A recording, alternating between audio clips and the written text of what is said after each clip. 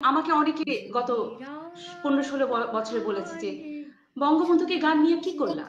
বঙ্গবন্ধুকে নিয়ে যে গান গাইলা, কি করলা?" এই যে একটা সিন্ডিকেট করে রেখেছে নায়িকা, নায়ক, নায়িকা, গায়ক, গায়িকা। এই যে একটা সিন্ডিকেট। সবকিছুতেই তারা। নির্বাচনের ক্যাম্পেইন হয় তারা। নেত্রীর জনসভায় নেত্রীর সামনে ভাষণ দিচ্ছে তারা। এবং আপনাকে আমরা সব দেখিনি গত ১৫ বছর মিডিয়াতে। প্রায় আপনি অ্যাবসেন্ট ছিলেন। সেই আ গান যে আমরা শুনেছিলাম গণঅভ্যুত্থানের পরপর, ৯০ এর গণঅভ্যুত্থানের পরপর, যেটা আপনি বোধহয় তখন শিশু শিল্পী ছিলেন। সেই সময় থেকে এখন পর্যন্ত আপনার বঙ্গবন্ধু নিয়ে যে গান সেটা আলোড়িত করেছিল সবাইকে। সেই কারণগুলো একটু জানতে চাই আজকে।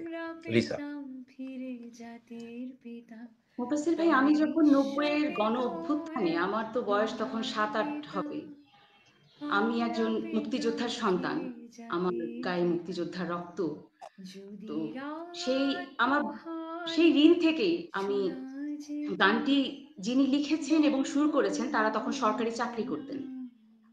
তো সরকারি চাকরি করতেন হাসান মতিউর রহমান, আমি নাম ধরেই বললাম। উনি লিখেছেন এবং মলয় কুমার গাঙ্গুলী উনি সুর করেছেন এবং উনিই ১ম গেয়েছেন। অ্যাজ এ সিঙ্গার যদি গানটা উনারা চাকরির সুবাদে আমাকে একদিন বললেন যে, "আমরা তো জনসম্মুখে আ এটা আনতে পারছি না। তুমি এটা গাও যেহেতু তুমি একজন মুক্তিযোদ্ধার সন্তান।" আমি ৯০ এর পর থেকে মুফাজ্জল ভাই এটা এই একদম মঞ্চে, মঞ্চে গাওয়া শুরু করলাম। আমাদের জননেত্রী শেখ হাসিনা বাংলাদেশে যেখানেই গিয়েছেন আমি সাথে, সাথে গিয়ে গানটা গেয়েছি। আনাচে কানাচে গানটা যখন আমি ছড়িয়ে দিলাম, ২০১০ পর্যন্ত আমি দেখলাম যে না ঠিক আছে আমি বঙ্গবন্ধুর আদর্শেই আছি। ২০১০ এর পর থেকে দেখলাম যে গানটা হঠাৎ করে শুনলাম যে এই গানটা নাকি সাবিনা ইয়াসমিনের। এখনকার প্রজন্ম জানে এই গানটা সাবিনা আপা গেয়েছে। কিন্তু এই ইনফরমেশনটা সম্পূর্ণ মিথ্যা। একটা প্রজন্মকে আমার কথা জানতেই দেয়া হয়নি। কেন? এটা ওয়ান কাইন্ড অফ এটা ওয়ান কাইন্ড অফ বিজনেস। কারণ হাসান মতিউর রহমান এই গানটা সাবিনা ইয়াসমিনকে দিয়ে সুসময়ে গান গাইয়ে উনি এটা আপনারা হয়তোবা জানেন যে উনি আজকে কত কিছুর মালিক হয়েছেন।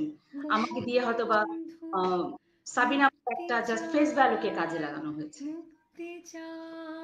কিন্তু এইভাবে আ তারপর এইভাবে আ বিজনেস পারপাস এ আ রাজনৈতিক ট্যাগ ব্যবহার করে আ কালচারালি সাইডলাইন করে দেওয়া। তবে আপনার সেই গানটি, আমরা গানটি আপনাকে রিকোয়েস্ট করব, অনুরোধ করব দর্শকের জন্য যারা অনেকে হয়তোবা নতুন প্রজন্ম গানটি কোন গানটির কথা বলছি তারা হয়তোবা এখনো বুঝেনি। আমরা গানটা আ আপনার কাছ থেকে রিকোয়েস্ট করব ২-১ লাইন শোনানোর জন্য।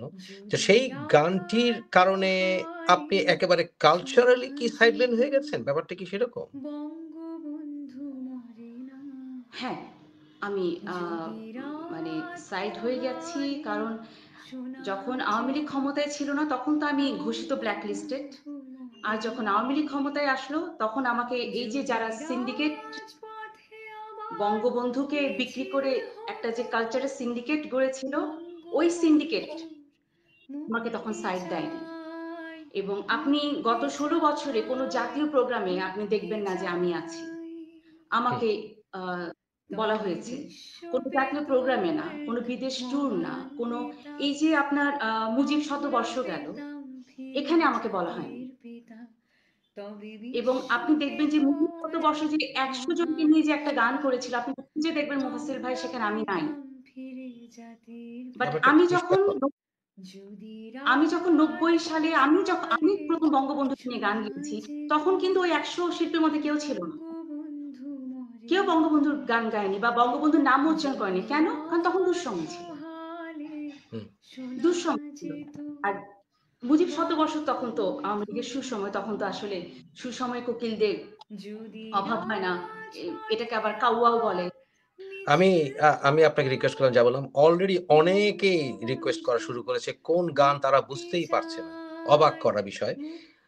লিসা আমি রিকোয়েস্ট করব প্লিজ ভাইয়া আ গানটির ২-১ লাইন আমরা শোনালে দর্শকদের জন্য সুবিধা হবে। তারা বুঝতেই পারছে না। এই ব্যাপারটাই আমাকে আমাকে কষ্ট দেয়। কারণ ওই যে বললাম না যে একটা প্রজন্মকে জানতেই দেয়া হয়নি যে যদি রাত থেকে শোনা যেত বঙ্গবন্ধু মরে নাই, এই গানটির আসল শিল্পী আমি। হুম। আমার বাচ্চারা যখন স্কুলে এই গানটা শুনে আসে, আমার বাচ্চারা বলে, "মা এটা না তোমার গান?" তো তোমার নাম তো কেউ বলছে না। কেন বলছে না? এই উত্তরটা আসলে এখনো দিতে পারিনি। এখন দিতে পারবো। আজকে আপনার প্রোগ্রামের মাধ্যমে আমি দিতে পারবো যে কেন হয়নি। অনেক ওই কিছু একটা বেরিয়ে আসবে সিন্ডিকেট আশা করি আছে। আজকের আলোচনায় অনেক কিছুই বেরিয়ে আসবে আশা করি। অনেক তথ্য আমরা জানতে পারবো। Lisa please. হুম। যদি রাজপথে আবার মিছিল হতো, বঙ্গবন্ধুর মুক্তি চাই, মুক্তি চাই, মুক্তি চাই, তবে বিশ্ব পেত এক মহান নেতা, আমরা পেতাম ফিরে জাতি, তবে বিশ্ব পেত এক মহান নেতা, আমরা পেতাম ফিরে জাতি, যদি রাত পোহালে শোনা যেত বঙ্গবন্ধু মরে নাই, যদি রাত পোহালে শোনা যেত বঙ্গবন্ধু মরে নাই। আপনার আরেক সাক্ষাৎকারে বলেছেন উনার ব্যাপারে আপনার কোনো নালিশ নেই। কিন্তু কথা হচ্ছে আপনাকে কিভাবে এই গানের কারণে কিভাবে আপনাকে সাইডলাইন করে ফেলা হলো? এবং এরকম কি হয়? মানে গত ১৫ বছরে হয়েছে এরকম অনেক। এবং অনেকের আবার দেখলাম কালচারাল আইকন কে ব্যবহার করে এমপি বানানো হচ্ছে, প্রচারণা চালানো হচ্ছে। এগুলি কি? এগুলি কি? হোয়াটস গোইং অন? হয়েছে তো মুফাসিল ভাই, ওই যে হয়েছে দেখি হয়তো এখনকার জেনারেশন জানে না যে এই গানটা আমার। এটা করেছে তো। এবং কেন করেছে? ওই যে আমি বললাম যে বঙ্গবন্ধুকে নিয়ে যখন যেরকম আমাকে অনেকে গত ১৫-১৬ বছরে বলেছে যে বঙ্গবন্ধুকে গান নিয়ে কি করলা? বঙ্গবন্ধুকে নিয়ে যে গান গাইলা কি করলা? আমার কথা হলো কি করব ভাইয়া? মানে কি করব? এই গাড়ি বাড়ি কিছুই করতে পারলা না, শত শত কোটি টাকা বানাইতে পারলা না, তাহলে কি করলা? আপনি মানুষের মেন্টালিটিটা দেখেন। মানে বঙ্গবন্ধুকে নিয়ে গান গাওয়া এটা কি বিজনেস? আওয়ামী লীগ কি বিজনেস? এবং যখনই একটা সিন্ডিকেট যারা বঙ্গবন্ধুকে ধারণ করে না, তাদেরকে যখন বঙ্গবন্ধুকে মানে তাদের হাতে তুলে দিবেন তখন তো সেটা হালকা হয়ে যাবে। আপনি দেখেন গত ১৫-১৬ বছরে এই যে একটা সিন্ডিকেট করে রেখেছে, নায়িকা, নায়ক, নায়িকা, গায়ক, গায়িকা, এই যে একটা সিন্ডিকেট, সবকিছুতেই তারা। নির্বাচনের ক্যাম্পেইন হয় তারা। নেত্রীর জনসভায় নেত্রীর সামনে ভাষণ দিচ্ছে তারা। আপনি সচিবালয়ে যান তারা। আপনি জাতীয় পুরস্কার প্রোগ্রামে যান তারা। এবং আমার কথা হলো যে তারা তো বঙ্গবন্ধুকে ওই যে বললাম না 90% তারা কিন্তু বঙ্গবন্ধুকে ধারণ করে না, লালন করে না। যে তাপস, গান বাংলার তাপস। হুম। আমার বলতে কোনো দ্বিধা নাই। ২০০০ সালে তাপস যখন এটিএন বাংলায় চাকরি করে, ও তখন আমার পিছে পিছে ঘুরতো গানের মিউজিক করার জন্য, তবলা বাজানোর জন্য। লিসা, আমি আপনার গানে তবলা বাজাবো। সে আমি তো জানি না যে প্রত্যেকটা আমি গানকে বিকৃত করেছে। প্রত্যেকটা গানকে সে বিকৃত করেছে। ভাই এদের হয়তোবা রোশনানা আমি পড়বো, বা দেখবেন যে আবার যদি কোনোদিন ইনশাআল্লাহ সুসময় আসে, ওরাই হয়তোবা আবার খাওয়া-দাওয়া পার্টি হবে আর আমরা হারাধন পার্টি হব। I know that। এই হাইব্রিড নেতাগুলো এই নায়িকা, গায়িকা এদেরকে প্রমোট করতো। এদেরকে দিয়ে একটা বলয় তৈরি করে রাখতো। মানে বাংলাদেশের সাংস্কৃতিক অঙ্গনটা তারা দখল করে রেখেছিল। ওখানে আপনি যারা বঙ্গবন্ধুকে ভালোবাসে বা দেশের গান গায় তাদের খাওয়া কোথায়? কেন আমাকে তারা ঢুকতে দিবে? আমার ৯১ সালে আমার একটা ক্যাসেট ছিল বঙ্গবন্ধুর উপরে, এলাস ঢাকা আসবেই। বাংলাদেশের এখন পর্যন্ত সবচেয়ে বিক্রি হওয়া একটা ক্যাসেট। এবং আমি এতটুকু জানতাম যে তিশা ওই আমার ক্যাসেটের গানগুলো ৯৬ এ গানগুলো গাইতো। তো আমি ৯৬ খুব স্বপ্ন দেখতাম যে ভালো ভালো মঞ্চে আমি গান গাইবো। তো ৯৬ পরে দেখি যে ওই জায়গাটা আস্তে আস্তে তিশার দিকে চলে যাচ্ছে। আমার ডায়েরি খুলে দেখি যে আমার কাছে বঙ্গবন্ধুকে নিয়ে ১০০ গান আছে। আমি তখন নিজস্ব অর্থায়নে মুফাসসির ভাই ১০০ গান রেকর্ড করলাম। এবং আপনি খোঁজ নিয়ে দেখতে পারবেন যে কোনো গ্রেট লিডারকে নিয়ে পৃথিবীর কোনো একক সিঙ্গার কিন্তু বাধাটা দেওয়ার কারণ কি? আমরা বুঝলাম যে ফর এক্সাম্পল আপনি আপনার গান ওখানে নিয়ে গেছে এবং অনেক ধান্দাবাজরা সেখানে এসছে মুজিবের ইমেজকে ব্যবহার করে অথবা আওয়ামী লীগের তোষণ করে তারা নানা ফায়দা নিয়েছে। কিন্তু আপনাকে বাধা দিয়ে রাখার কারণটা কি? আমি একটা এই কাহিনীটা বলি, আপনি নিজেই আমাকে আনসারটা দিয়েন, কারণ আপনি তো অনেক অভিজ্ঞ। মানে আমি তখন ১০০ গান করার পরে আমি যখন নেত্রী আমাকে সংসদ ভবনে তার অফিসে এটা মানে আমি তাকে দিতে গেলাম, উনি আমার সাথে প্রায় আধা ঘন্টা এবং উনি খুব অবাক হলেন যে আমি জানি তুমি রাত পোহালে গেয়েছো, কিন্তু তুমি ১০০ গান গায়ে ফেলবে, এটা খুব অবাক হলো।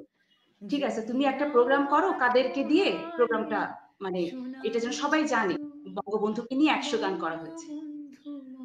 ভাইয়া আমি পরের দিন পার্টি অফিসে গেলাম, আমাদের সেক্রেটারি সাহেব যিনি ছিলেন বাংলাদেশ আওয়ামী লীগের, ওনাকে বলতে যে চাচা এরকম ১০০ গান বঙ্গবন্ধুকে নিয়ে এই প্রথম এটা একটা প্রচারটা করা লাগবে, আপনি এই প্রোগ্রামে আসবেন। আমার আজকে বলতে কোনো দ্বিধা নাই বা আপনার প্ল্যাটফর্মে আমি এটা বলতেই পারি, উনি আমাকে যে আনসারটা দিয়েছিলেন, আমাদের এখন গান বাজনা শোনার সময় নেই। কিন্তু গান বাজনা তো থেমেছিল না। বঙ্গবন্ধুর 100 songs, বঙ্গবন্ধুকে নিয়ে গান, ওনার কাছে গান বাজনা। Okay fine. আমি তখন ওখান থেকে মোটামুটি কান্না করতে করতে বাসায় আসছি। আসার পরের দিন আমি দেখি উনি বইমেলায় যে একজন নায়িকার প্রেমের কবিতার বই উদ্বোধন করেছে। এবং আমি দিনই বুঝতে পারছি আওয়ামী লীগের অবস্থা শেষ, বঙ্গবন্ধু ওখানেই শেষ। একটা তাহলে দলের সেক্রেটারি সংস্কৃতি অঙ্গনটি আওয়ামী লীগের সময়ও সংস্কৃতি অঙ্গটি আওয়ামী লীগের নাম ভাঙিয়ে করাপশন চরম পর্যায়ে ঠেকেছিল। চরম পর্যায়ে। আমি আপনাকে কি বললাম যে আওয়ামী লীগের সেক্রেটারি যদি বঙ্গবন্ধুকে গান বাজনা বলে, ওনার টাইম নাই বঙ্গবন্ধু 100 songs উদ্বোধন করার, ওটা গান বাজনার টাইম না, বঙ্গবন্ধু কিন্তু উনি একদিন পরে নায়িকার বই উদ্বোধন করতে বইমেলায় ছুটে যান, ওটার জন্য ওনার কাছে টাইম ছিল। বলেন এটাকে কি বলবো, কি বলবো? মানে তৃণমূলের নেতাকর্মীরা তাদের কাছ থেকে অবহেলা পেয়েছে এবং এই এই খবরগুলো নেত্রী পর্যন্ত পৌঁছাতো না। নেত্রী জানতেন না যে তার তৃণমূলের নেতাকর্মীরা এত কষ্টে আছে, অপমানিত হচ্ছে, অবহেলিত হচ্ছে, এটা নেত্রী জানতেন না। আমার অন্তত মনে হয় না। আপনাকে আরেকটা কাহিনী বলি, আমি যখন বঙ্গবন্ধুকে নিয়ে ১০০ গান করি, তখন আপনি আসিফ আকবরকে নিশ্চয়ই চেনেন। অবশ্যই। ও কিন্তু আসিফ আকবর বিএনপি বিএনপির ঘরানার আদর্শে লোক। হ্যাঁ, বিএনপি ঘরানার। বিশ্বাস করছি না, প্রথম ফোনটা আমি আসিফের কাছ থেকে পাই। আচ্ছা। আসিফ আকবর আমাকে ফোন করে বলছে যে লিসা কালাম, জাস্ট আমি আপনাকে স্যালুট জানাই যে আপনি বঙ্গবন্ধুকে নিয়ে ১০০ গান গাওয়ার মতো হিম্মত রাখেন, আপনি রিয়েল, সব ফেক। এবং আপনি বলেন যে আজকে আমি একদম নামটা বলতে আমার কোনো সমস্যা নাই, আসিফকে দিয়ে কিন্তু কখনো আদর্শচ্যুত কেউ করাতে পারেনি না। ও আবার অনেক জুনিয়র, ন্যান্সি নামে একজন সিঙ্গার, ওকে কিন্তু কেউ আদর্শচ্যুত করতে পারেনি। আপনি আমাকে বলেন, কেউ পারেনি, কারণ আমি বঙ্গবন্ধুকে ধারণ করি। ওরা একটা আদর্শে আদর্শিত, ওরা তো নিজে থেকে বিক্রি করে দেয়নি। তাহলে এই যে গত 15-16 বছর যে শিল্পীদের সিন্ডিকেটটা ছিল, আমি তো যাদেরকে দেখেছি, যে বললাম না যে বঙ্গবন্ধু শেখ হাসিনা বলতো অস্থির, তাদেরকে দেখে আমাদের চেয়ার ছেড়ে দিতে হতো, তাদেরকে নিয়েই তথাকথিত নেতাদের যত ধরনের কাজকর্ম ছিল, তারা কেন আজকে পল্টি, হ্যাঁ। এবং আজকে যে বঙ্গবন্ধুর এত অসম্মান, আমার কথা হলো যে এখন আমি যদি বলি যে due to respect Sabina ma'am, একটা প্রতিবাদ করেন প্লিজ, একটা প্রতিবাদ করেন, বঙ্গবন্ধুর অনেক অসম্মান হয়েছে। আমি আপনি আসিফ আকবরের দৃষ্টি আকর্ষণ করছি। আমি আমার দর্শকদেরকে বলব প্লিজ কাইন্ডলি এই ভিডিওটি আসিফ আকবরের কাছে ফরওয়ার্ড করে দেবেন।